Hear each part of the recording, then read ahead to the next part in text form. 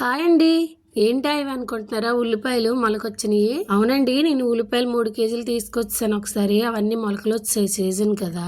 మరి అవన్నీ ఎందుకు పడేయడం అనేసి ఇంకా మా కింద కొంచెం ప్లేస్ ఉంటే పెడుతున్నాను వాళ్ళకి అడిగి. ఉల్లికూర వచ్చేసి ఆలు వేసి ఫ్రై చేసుకుంటే చాలా టేస్ట్ గా ఉంటది.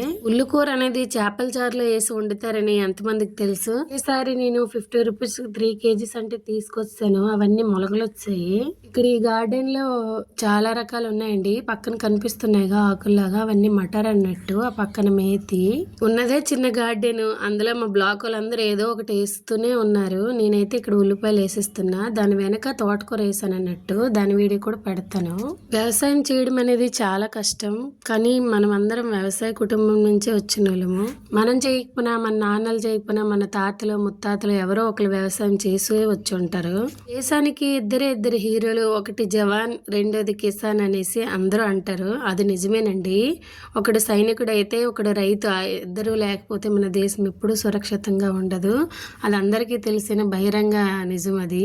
కానీ విలేజ్ల్లో వ్యవసాయం చేయాలంటారు. కానీ విలేజ్ల్లో వ్యవసాయం చేసిన వాళ్ళకే చీపు చూస్తారు. అలాంటి జనాలు చాలామంది ఉన్నారు. కానీ నాకైతే ఎలాంటి ఇది లేదండి. వ్యవసాయం చేయడం అనేది చాలా అంటే చాలా అదృష్టం ఉండాలి దానికి. మీ ఫ్యామిలీలో ఎవరైనా రైతులు ఉన్నారా, లేకపోతే మీరైనా రైతు కుటుంబం నుండి వచ్చిన వాళ్ళ అనేది కామెంట్ చేసేయండి. మేమైతే పక్కా ఫార్మర్ ఫ్యామిలీ. మా నాన్న అయితే అవన్నీ పండించే మా అందరికీ చూశారు. మమ్మల్ని పెళ్ళిళ్ళు చేశారు, అన్నీ చేశారు. అందుకే ఈ వ్యవసాయం అంటే మాకు చాలా అదే అభిమానం అన్నట్టు. రోజు మా నాన్న అంత కష్టపడి ఉండకపోతే మేము ఈ పొజిషన్లో అసలు ఉండేవాళ్ళమే కాదు. మా నాన్నకు 3 పిల్లలండి.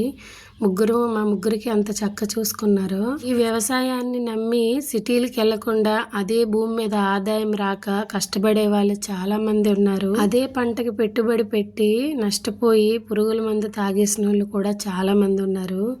దయచేసి మీరైతే మాత్రము రైతుకి సపోర్ట్ చేయండి. Please do subscribe, like.